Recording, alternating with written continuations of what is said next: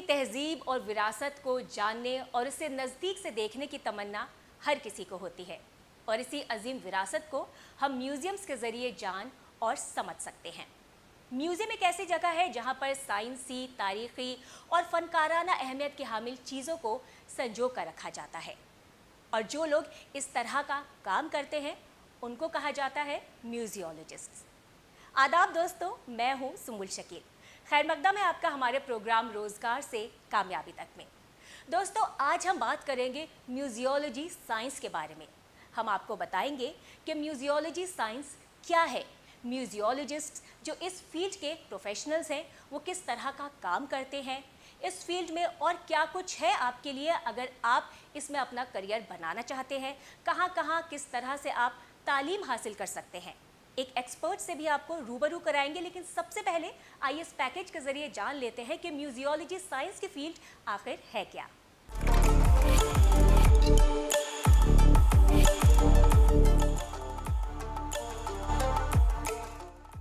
अगर आपको मुल्क की अजीम विरासत और तहजीब से लगाव है और आप इसी में अपना करियर भी बनाना चाहते हैं, तो म्यूजियोलॉजी का मैदान आपके मुस्तकबिल को एक नई राह दिखाने का काम कर सकता है।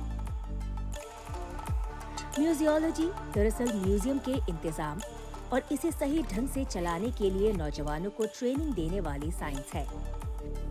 अगर आपको भी देश की विरासत से लगाव है और पुराने आर्ट को पसंद करते हैं, तो म्यूजियोलॉजी साइंस का कोर्स आपके लिए शानदार करियर के दरवाजे खोल सकता है। ये एक ऐसा मैदान है जहां आपको अपना मुस्तकबिल संवारने के साथ साथ आने वाली नस्लों के लिए अजीम विरासत को महफूज करने का मौका मिलता है। आजकल इस फील्ड में प्रोफेशनल्स की मांग लगातार बढ़ रही है। देश भर में सैकड़ों सरकारी और प्राइवेट म्यूजियम है जो इस फील्ड के नौजवानों को जॉब ऑफर करते हैं। म्यूजियोलॉजी में हिस्ट्री और आर्कियोलॉजी के साथ समाज पर उनके असरात का मुताला किया जाता है। इसमें हिस्टोरिकल रिसर्च और कलेक्शन के साथ उन चीजों के रखरखाव, म्यूजियम डिजाइन के मुख्तलिफ पहलुओं की जानकारी दी जाती है।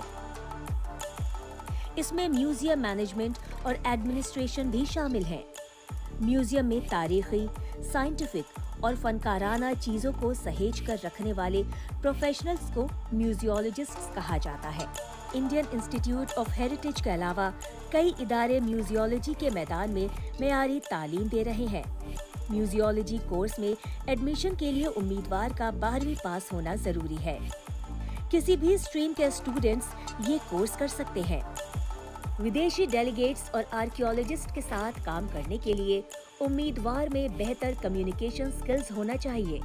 इसके अलावा डिजाइनिंग, स्केचिंग की बेसिक जानकारी से आर्ट वर्क को फिर से डिजाइन करने और उनकी डेटिंग सीखने में आसानी होती है। अगर आप भी अपने फन और हुनर से अपने मुल्क की अजीम विरासत से आवाम को वाकिफ कराने में दिलचस्पी रखते हैं, तो ये मैदान आपके मुस्तकबिल को एक नई राह दिखा सकता है। दोस्तों, उम्मीद है इस पैकेज के जरिए आपको कुछ हद तक समझ आ गया होगा कि म्यूजियोलॉजी साइंस की फील्ड आखिर है क्या। इस फील्ड पर ज्यादा बातचीत करने के लिए बढ़ते हैं अपने अगले सेगमेंट की तरफ, जिसका नाम है करियर की बात एक्सपर्ट के साथ में। दोस्तों, आज हम आपको जानकारी दे रहे हैं म्यूजियोलॉजी साइंस के बारे में। इसी फील्ड पर ज़्यादा बातचीत करने के लिए हमारे साथ इस वक्त मौजूद है इंडियन इंस्टीट्यूट ऑफ हेरिटेज में डीन और डिपार्टमेंट ऑफ म्यूजियोलॉजी की हेड प्रोफेसर मानवी सेठ। खैर मकदम है मैम आपका हमारे इस प्रोग्राम में। मैम, म्यूजियोलॉजी साइंस के बारे में जब बात करते हैं तो हमारे जहन में आ जाते हैं म्यूज़ियम्स, जहां हम अपनी विरासत, तहजीब को संजो कर रखते हैं। ऐसे में सबसे पहले आपसे यही जानना चाहेंगे कि म्यूजियोलॉजी साइंस आखिर है क्या। म्यूजियोलॉजी यानी संग्रहालय विज्ञान, ये एक नया ही प्रचलित विज्ञान, एक विषय है जिसमें काफ़ी स्टूडेंट्स, विद्यार्थी अब दिलचस्पी ले रहे हैं अपनी हायर एजुकेशन के लिए। जी। पर इस विषय की, इस सब्जेक्ट की, इस डिसिप्लिन की जड़ें भारत में काफ़ी गहरी हैं। इसकी शुरुआत 1950s में ही एमएस यूनिवर्सिटी बड़ौदा में हो गई थी। इंडियन इंस्टीट्यूट ऑफ हेरिटेज, जो कि नेशनल म्यूज़ियम इंस्टीट्यूट के नाम से पूर्व में जाना जाता है, वहाँ पे ये लगभग 30 सालों से इसको ये पढ़ाई हो रही है और संग्रहालय विज्ञान जो है विभाग, वो अपने विद्यार्थियों को मास्टर्स में म्यूज़ियम्स को सेटअप करना, म्यूज़ियम्स की एग्जिबिशंस लगाना, जी। म्यूज़ियम्स के बारे में एजुकेशन प्रोवाइड करना, इसके विषय में यहाँ पे पढ़ाई कराई जाती है। भारत के हर कोने से यहाँ पे विद्यार्थी हमारे यहाँ आते हैं। संग्रहालय उभर रहे हैं, नए संग्रहालय बन रहे हैं। जैसा कि इस समय भारत में संग्रहालय का दौर है, ऐसा कभी नहीं रहा है। तो जाहिर है कि संग्रहालय विज्ञान से पढ़े हुए विद्यार्थियों की बहुत पूछ है और उनके नए आयाम खुल रहे हैं। तो ये एक बहुत ही रोमांचक समय है संग्रहालय विज्ञान के लिए और संग्रहालयों के लिए भारत में। मैम, करियर की अगर बात की जाए तो करियर ऑप्शंस कितने ज़्यादा हैं इस फील्ड में नौजवानों के लिए, और साथ ही टेक्नोलॉजी के चलते क्या कुछ बदलाव देखने को मिले हैं इस फील्ड में? पूरी दुनिया में हर विषय में, हर फील्ड में टेक्नोलॉजी से हम अछूते नहीं हैं। टेक्नोलॉजी हमें छू रही है, हमारी हर पहलू में प्रवेश कर चुकी है और संग्रहालय भी इससे अछूते नहीं हैं। जी। चाहे वो आर्टिफिशियल इंटेलिजेंस है, चाहे डॉक्यूमेंटेशन है जो डिजिटल डॉक्यूमेंटेशन का रूप ले चुका है, चाहे वो ऑगमेंटेड रियलिटी है जो प्रदर्शनियों में इस्तेमाल करी जा रही है, हर जगह टेक्नोलॉजी आ गई है। जाहिर है जब टेक्नोलॉजी का प्रवेश इतने गहन तरीके से हो चुका है तो संग्रहालय भी उसको अपना रहे हैं, अपने डिस्प्ले में अपना रहे हैं, अपनी प्रदर्शनियों में अपना रहे हैं, अपने कार्यों में भी, जैसे कि डॉक्यूमेंटेशन है उसमें उसका कर रहे हैं, और आउटरीच के लिए भी जब वो एजुकेशन की बात हो रही है तो डिजिटल के माध्यम से उन लोगों तक पहुंचा जा रहा है जो कभी संग्रहालय नहीं आ पा रहे हैं किसी भी कारणवश।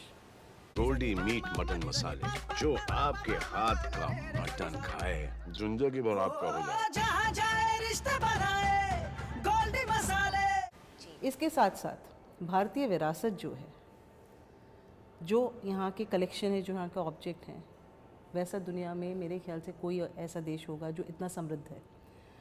तो भारत के संग्रहालयों में टेक्नोलॉजी का और इस अद्भुत कलेक्शन का आपको ऐसा मिश्रण देखने को मिलेगा जो कहीं दुनिया में आपको नहीं मिलेगा। मैम, अब बात करते हैं अगर म्यूजियोलॉजिस्ट के काम की, तो अगर और डिटेल में आपसे जानना चाहें जो इस फील्ड में तालीम हासिल करते हैं, जो इसके प्रोफेशनल्स होते हैं, वो किस तरह का काम करते हैं, और करियर की शुरुआत या कहें जब वो नौकरी तलाश करने के लिए जाते हैं, नौकरी करते हैं, तो किस तरह से उनकी शुरुआत होती है, किस तरह का काम करते हैं, और ग्रोथ के क्या चांसेस रहते हैं, कहाँ तक उनकी ग्रोथ होती है? जैसे कि मैंने आपको बताया कि ये इस विषय की पढ़ाई, इस विषय की हायर एजुकेशन भारत में काफ़ी टाइम से है, काफ़ी समय से है। जो हमारे विद्यार्थी हैं जो यहाँ से पास करते हैं, जब वो अपना 2 साल का पूरा अध्ययन करते हैं, उसके बाद वो एक डिसर्टेशन लिखते हैं जिसमें वो अपने एक विषय के ऊपर, चाहे वो एग्जीबिशन से रिलेटेड है, प्रदर्शनी के बारे में है, चाहे वो डॉक्यूमेंटेशन से है, चाहे वो अमूर्त संस्कृति ICH के बारे में है, इंटेंजिबल कल्चरल हेरिटेज, वो कुछ ना कुछ ऐसा करते हैं जिससे उन्हें उस विषय की बारीक पकड़ मिल सके। इसके साथ साथ वो इंटर्नशिप भी करते हैं जिसमें वो किसी भी क्यूरेटर के एक असिस्टेंट के रूप में काम करते हैं, और वहाँ पे जो होता है एक संग्रहालय में हर रोज़मर्रा कार्यालय, जो भी कार्यालय का कार्य है उसके बारे में सीखते हैं। जी।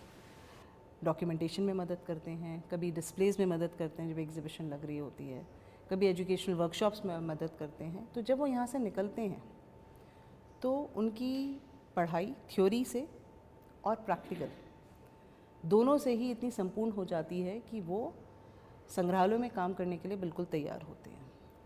हमारे यहाँ से जो निकले हुए विद्यार्थी हैं वो national gallery of modern art में, नेशनल म्यूज़ियम में, राष्ट्रपति भवन के संग्रहालय में, पूरे भारत में अंडमान से लेके साउथ से लेके लद्दाख तक हर जगह फैले हुए हैं। हर तरह से बच्चे हर जगह से पढ़ने आते हैं, लेकिन खुशी की बात यह है कि ये वापस जाके वहीं के अपने संग्रहालय में नौकरी भी पाते हैं। वो नौकरियाँ होती हैं डॉक्यूमेंटेशन एक्सपर्ट के रूप में, क्यूरेटर्स के रूप में, रिसर्चर्स के रूप में, और ये कुछ इनमें से जो विद्यार्थी हैं वो विदेश जाके शोध का कार्य भी करते हैं। जी। तो आयाम बहुत हैं। जैसे मैंने आपको पहले भी बताया कि संग्रहालय बहुत बन रहे हैं, प्राइवेट भी बहुत आ रहे हैं, खाली सरकारी ही नहीं। तो जितने भी प्राइवेट संग्रहालय स्थापित हो रहे हैं उनको बनाने में, उनको स्थापित करने में और उनको चलाने में, इन सब में संग्रहालय विज्ञान के विद्यार्थियों जो इसमें पास कर चुके हैं, जो अपनी एक एफिशिएंसी ला चुके हैं, उनकी बहुत ज़रूरत है और उनको लिया जा रहा है। मैम काफ़ी कुछ आपने बताया इस फील्ड के बारे में। मैम जैसे कि हम देख रहे हैं हमारी सरकार भी हमारे जो हेरिटेज है उसको दुनिया के सामने लाने में पुरजोर कोशिश कर रही है, काम कर रही है। ऐसे में इंडियन इंस्टीट्यूट ऑफ हेरिटेज और नेशनल म्यूज़ियम की जिम्मेदारी कितनी बढ़ जाती है हेरिटेज को बढ़ावा देने के लिए, लोगों के सामने लाने के लिए? हमारी जिम्मेदारी आज के समय में दोनों तरह से बहुत बड़ी, क्योंकि संग्रहालय बहुत आ रहे हैं, हमारी विरासत के ऊपर ध्यान दिया जा रहा है, उसको दुनिया के सामने पेश करने की नई कोशिश है इस तरह से भी। और क्योंकि हम एक बदलाव के दौर में हैं, हम ही नहीं पूरी दुनिया, तो इस समय विरासत को बचा के रखना और उसको आगे वाली जनरेशन तक सौंपना, इसकी हमारी पर पूरी जिम्मेदारी है। इसमें इस समय जब जो विद्यार्थी आ रहे हैं वो नई नई विषय पे, नए नए एरियाज़ पे शोध करना चाहते हैं। वो चाहते हैं कि वो पता करें कि कैसे नई तरीक़ों से वो अपनी विरासत को बचा सकते हैं, चाहे वो डिजिटल कंजर्वेशन है, जो अजंता की खोई हुई, मिटी हुई चित्रकला को वहाँ पे डिजिटली रिक्रिएट करें। हाँ जी, चाहे वो अमूर्त संस्कृति है, इंटेंजिबल कल्चरल हेरिटेज, क्योंकि हमारी समृद्धि खाली मूर्त संस्कृति में ही नहीं है, जो स्मारक हैं या जो मूर्तियाँ हैं या जो चित्रकलाएँ हैं, पर अमूर्त संस्कृति भी, हमारे रीति रिवाज, तो उसमें भी बहुत एक्सपर्टीज़ हासिल करना चाहते हैं। और वाजिब भी है क्योंकि हम लोग इतने समृद्ध हैं मूर्त अमूर्त दोनों संस्कृति में भी। इसी तरह बच्चे नए नए जितने भी हमारे युवा हैं, हमारी पीढ़ी है, वो अपने, एक अच्छी बात है कि वो लोग अपना इंटरेस्ट इसमें दिखा रहे हैं, अपनी रुचि दिखा रहे हैं। मैम तालीम की बात करते हैं तो इस फील्ड में जो तालीम दी जा रही है हमारे मुल्क में, उसके लेवल को आप किस तरह से देखती हैं, किस तरह की तालीम दी जा रही है? और अगर बात करें आपके इंस्टीट्यूट की, इंडियन इंस्टीट्यूट ऑफ हेरिटेज की, तो यहाँ पर किस तरह की तालीम दी जाती है और किस तरह से इसमें एडमिशन लिया जा सकता है? मास्टर्स कराते हैं, 3 पहले के विषय और 2 नए विषय अभी जुड़े हैं। हम संग्रहालय विज्ञान हैं, संरक्षण विज्ञान है, हिस्ट्री ऑफ आर्ट, कला इतिहास जिसे कहते हैं वो है, पुरातत्व है, और इसके अलावा पैलियोग्राफी, एपिग्राफी और न्यूमिस्मैटिक्स है। इनमें हम मास्टर्स और पीएचडी के प्रोग्राम्स हम कराएंगे, क्योंकि ये बहुत ही ऐसे विषय हैं, गूढ़ विषय हैं, जिनके ऊपर हायर एजुकेशन ही हो सकती है। तो हमारे यहाँ वही विद्यार्थी आते हैं, वही युवा आते हैं जो सच में इन विषयों में बहुत अपनी रुचि रखते हैं। खुशी की बात यह है कि ज़्यादा तादाद में अब पूरी भारत से ये लोग आ रहे हैं। इनमें संग्रहालय विज्ञान में जो पास करते हैं बच्चे, जो विद्यार्थी आगे जाते हैं, जो वो युवा जाते हैं, वो म्यूज़ियम्स में अपनी जॉब लेते हैं, क्यूरेटर बनना चाहते हैं या डॉक्यूमेंटेशन में अपनी हेल्प करना चाहते हैं या रिसर्च में म्यूजियोलॉजी में, संग्रहालय विज्ञान में जितना उन्हें थ्योरी में पढ़ना पड़ता है उतना ही उन्हें प्रैक्टिकल करना पड़ता है, जो यहाँ के विद्यार्थी हैं। तो अगर वो पढ़ते हैं कि म्यूज़ियम एक एग्ज़िबिशन कैसे लगती है, एक म्यूज़ियम एक एग्ज़िबिशन, तो उन्हें लगानी भी पड़ती है और उन्हें उतने ही मार्क्स प्रैक्टिकल के भी मिलते हैं जितने कि थ्योरी के। उन्हें दोनों में ही पास करना होता है। यहाँ पे हर चीज़ पे एक्चुअल सिखाने में और सीख कर जाने में उतना ही ज़ोर है जितना कि सिर्फ थ्योरी में पढ़ने में है। तो इसीलिए जब हम यहाँ से पास आउट होते हैं तो वो जितने भी हमारे विद्यार्थी हैं वो तैयार होते हैं। संरक्षण जो विज्ञान है उसमें कैसे संरक्षण किया जाता है इसको देखते हैं वो जाके लैब में, और करते भी हैं, उन्हें सिखाया जाता है। तो इस तरह की हम लोग कोशिश हमारी अभी से नहीं, शुरू से यही रही है। अब तो एजुकेशन पॉलिसी कहती है कि आप प्रैक्टिकल कराइए, पर हमने शुरू से ही प्रैक्टिकल में, हैंड्स ऑन ट्रेनिंग में तैयार किया है अपने। हमारे फॉर्म जून में निकलते हैं और हमारा सेशन शुरू हो जाता है जुलाई में। और हम लोग कि यहाँ पे जो पढ़ाई करना चाहते हैं उन्हें सबसे जो ज़रूरी चीज़ है वो है कि वो इस फील्ड को, इस विषय को यहाँ पे ज्वाइन करना चाहें। उनमें एक इच्छा होनी चाहिए। संग्रहालयों की समाज में क्या भूमिका है इसकी थोड़ी सी समझ या थोड़ा सा सोच विचार करके वो आएँ, संग्रहालय देखे हों। अगर वो इसको करना चाहते हैं, कितने तरह के संग्रहालय होते हैं इसका थोड़ा सा उन्हें अंदाज़ा होना चाहिए। हम उनका टेस्ट डेटा पे नहीं ले रहे हैं, हम उनका टेस्ट उनकी रुचि पर ले रहे हैं। उनकी रुचि और उनकी क्लैरिटी, उनकी इस बात की समझ कि क्यों संग्रहालय होने चाहिए समाज में और वो समाज के लिए क्या कर सकते हैं। अगर इसके ऊपर वो सोच विचार कर आएँ तो अपने भावों को व्यक्त करें और हमें समझाएं, तो उसके ऊपर हमारा उनसे टेस्ट होता है। जी, जैसा कि मैम आपने बताया कि इस फील्ड में काफ़ी मांग है प्रोफेशनल्स की, ऐसे में नौजवानों में हम कितनी दिलचस्पी देखते हैं इस फील्ड में अपना करियर बनाने के लिए? देखिए, मैंने जैसे आपको पहले बताया कि तादाद बढ़ रही है, बहुत रुचि बहुत बढ़ रही है उन लोगों की जो इसको ऑप्ट करके आना चाहते हैं, जिन्होंने इसे अपना करियर चुना है, जो इसके बारे में पहले से जानते हैं। आज से कई साल पहले तक लोग आते थे जो अचानक जिन्हें पता चलता था कि ये सब वो विषय भी है, पर अभी पता है। पर मैं सोचती हूँ कि इसको और, क्योंकि संग्रहालय इतनी नंबर्स में आ रहे हैं, इतनी तादाद में आ रहे हैं, तो उतने ही लोग भी हमें चाहिए उन्हें संभालने के लिए। तो और लोग और युवा हमसे जुड़ें, इसकी अभी आवश्यकता है। ये फील्ड में अभी कोई स्टैग्नेशन नहीं आई, ये फील्ड अभी बढ़ रही है। यकीनन म्यूजियोलॉजी साइंस जो है वो एक बेहतर फील्ड है रोज़गार के लिए और इसमें करियर ऑप्शंस बेशुमार हैं, जैसा कि आपने बताया। मैम, जो नौजवान इस फील्ड में आना चाहते हैं, आपको क्या लगता है उनमें किस तरह की काबिलियत या स्किल्स होनी चाहिए जिससे कि वो इस फील्ड में बेहतर कर सकें? अपनी धरोहर से प्यार और अपनी समृद्धि को, अपनी सांस्कृतिक समृद्धि को आगे लेके जाने की इच्छा, ये ज़रूरी है। साथ ही साथ यहाँ पे दो चीज़ें हैं, यहाँ पे सांस्कृतिक समृद्धि है, पर साथ साथ उस धरोहर को देखने वाले विजिटर्स हैं। तो उन दोनों के बीच में तालमेल बिठाने की एक इच्छा और काबिलियत भी होनी चाहिए। जितना रिसर्च बेंट माइंड चाहिए एक कला को समझने के लिए, एक धरोहर को समझने के लिए, उतना ही विजिटर्स को समझाने की उसको इच्छा भी होनी चाहिए। मैम, जब हम म्यूजियोलॉजी साइंस की बात करते हैं, इस फील्ड के बारे में बात करते हैं और ख़ासकर तालीम की बात सामने आती है, तो इंडियन इंस्टीट्यूट ऑफ हेरिटेज का नाम सबसे अहम हो जाता है।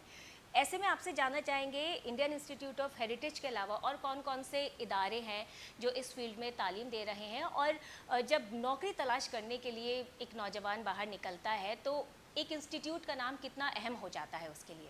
देखिए, जैसे आपने तालीम की बात करी तो मैंने बताया आपको कि MS यूनिवर्सिटी बड़ौदा में इसकी शुरुआत सबसे पहले हुई थी मास्टर्स के रूप में। बड़ौदा में अभी भी मास्टर्स चलता है, PhD प्रोग्राम भी चलता है संग्रहालय विज्ञान में। इसी तरह अलीगढ़ में मास्टर्स था, अलीगढ़ मुस्लिम यूनिवर्सिटी में ये प्रोग्राम चलता है, बनारस हिंदू यूनिवर्सिटी में ये प्रोग्राम है, और ये इसके अलावा कैलकाटा यूनिवर्सिटी में है। तो ये कुछ जगह हैं जहाँ पे है। मैं आपकी बात से सहमत हूँ कि अभी बहुत और यूनिवर्सिटीज़ में इसकी खुलने की ज़रूरत है। Indian institute of heritage, national museum institute जो रहा है पहले, जी हाँ।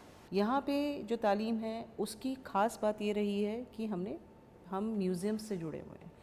म्यूज़ियम्स में इंटर्नशिप, संग्रहालयों में इंटर्नशिप, क्यूरेटर्स के साथ काम करना इनकी तालीम का एक आवश्यक हिस्सा रहा है, एडिशनल नहीं। उसके बिना इनकी डिग्री नहीं होती है यहाँ पे जो विद्यार्थी हैं। तो इस तरह का जो प्रैक्टिकल अप्रोच है, जो सीखने का अनुभव उनको हम देते हैं, उससे जो यहाँ के विद्यार्थी निकले हैं वो काफ़ी अपनी तालीम में परिपूर्ण होते हैं। जी। ये यूनिवर्सिटीज़ को और यूनिवर्सिटीज़ को भी अपनाना ही पड़ेगा, क्योंकि खाली थ्योरी से हम संग्रहालयों को नहीं चला सकते हैं। इस तालीम की और यूनिवर्सिटीज़ में और विश्वविद्यालयों में खुलने की भी ज़रूरत है और इस प्रैक्टिकल अप्रोच को अपनाने की भी ज़रूरत है। मैम, म्यूजियोलॉजी साइंस की जब हम बात करते हैं तो रिसर्च भी काफ़ी अहम हो जाती है। किस तरह की रिसर्च होती है इस फील्ड में, और क्या कुछ बेहतर किया जा सकता है? आपको क्या लगता है कि रिसर्च के हवाले से क्या कुछ और बेहतर करना चाहिए? रिसर्च सांस्कृतिक धरोहर, सांस्कृतिक तालीम का एक बहुत बड़ा हिस्सा है। रिसर्च के अलावा, शोध के बिना इस पढ़ाई को हम आगे नहीं ले जा सकते हैं। तो संग्रहालय विज्ञान विभाग जो है और भी अन्य विभाग जो इंडियन इंस्टीट्यूट ऑफ हेरिटेज के हैं, इन सब में रिसर्च प्रोजेक्ट्स चलते हैं। हमारे यहाँ PhD होती है, वो रिसर्च के लिए, उस शोध के लिए पूरे भारत से युवा आते हैं हमारे यहाँ। पर जो हमारे रिसर्च प्रोजेक्ट्स हैं ये उन आयामों पे चलते हैं जिनमें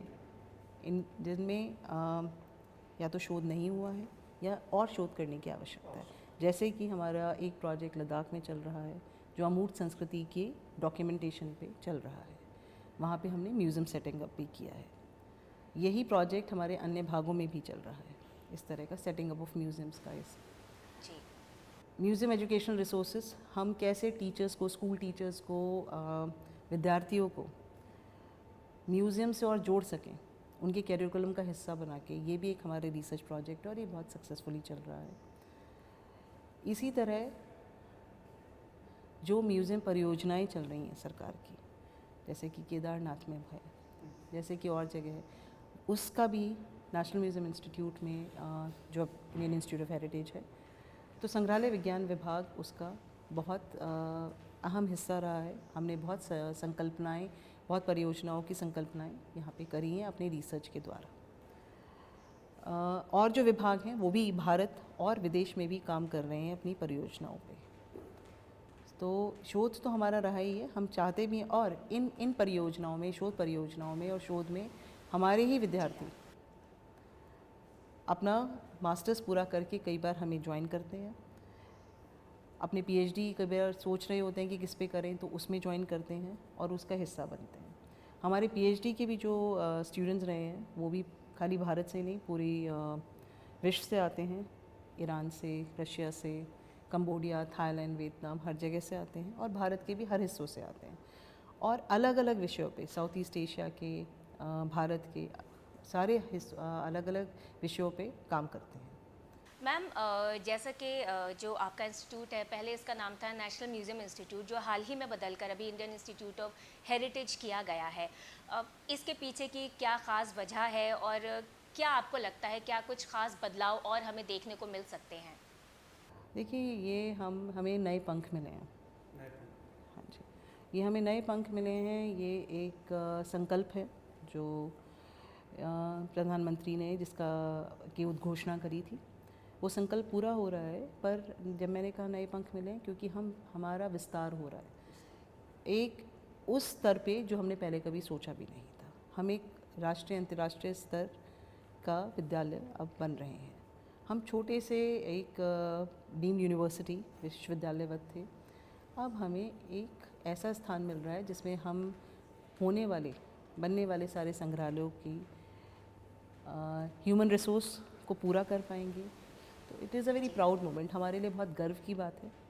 और हम नए डिपार्टमेंट्स भी लेंगे, अपने स्टूडेंट्स की जो संख्या है वो भी बढ़ा रहे हैं और अपने नई शोध परियोजनाओं को ला रहे हैं और बहुत सारी ऐसी चीज़ें अब हम कर पाएंगे जो नेशनल इंटरनेशनल लेवल पे शायद एक पहल होगी।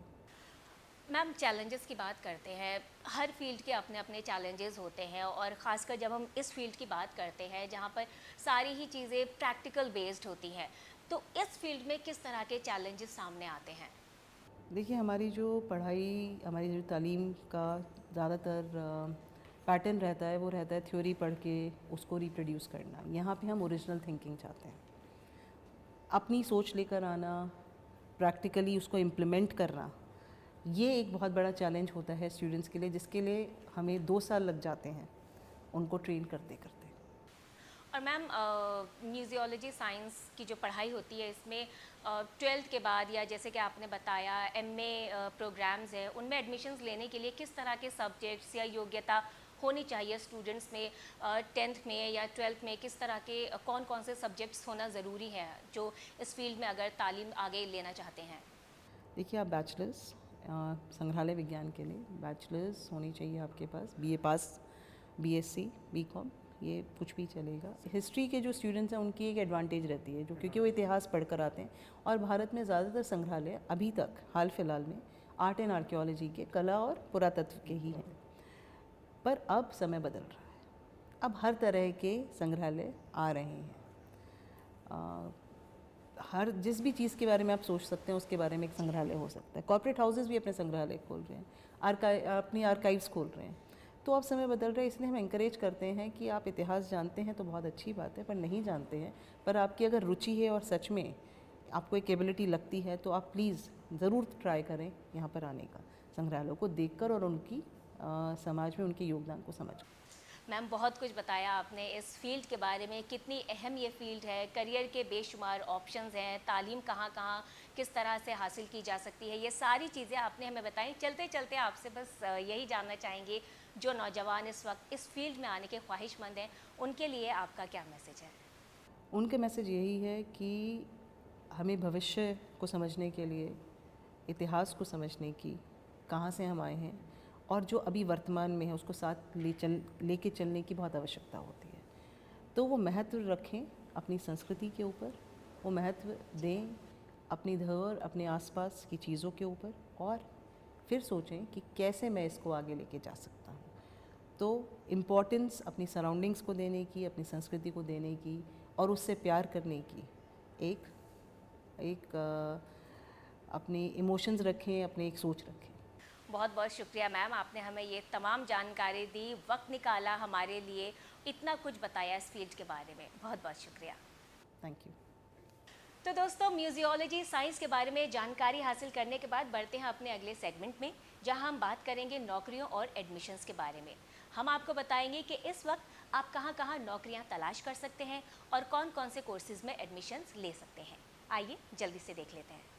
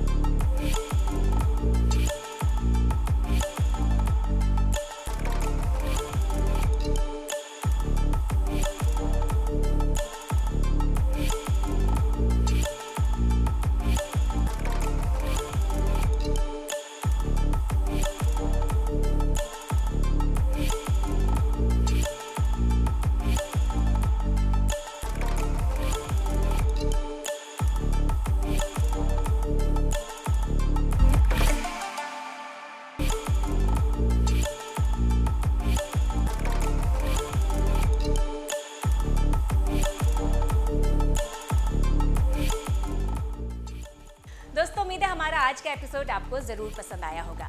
अगले हफ्ते एक नई फील्ड की जानकारी के साथ आपसे फिर होगी मुलाकात। तब तक के लिए मुझे दीजिए इजाजत। आदाब।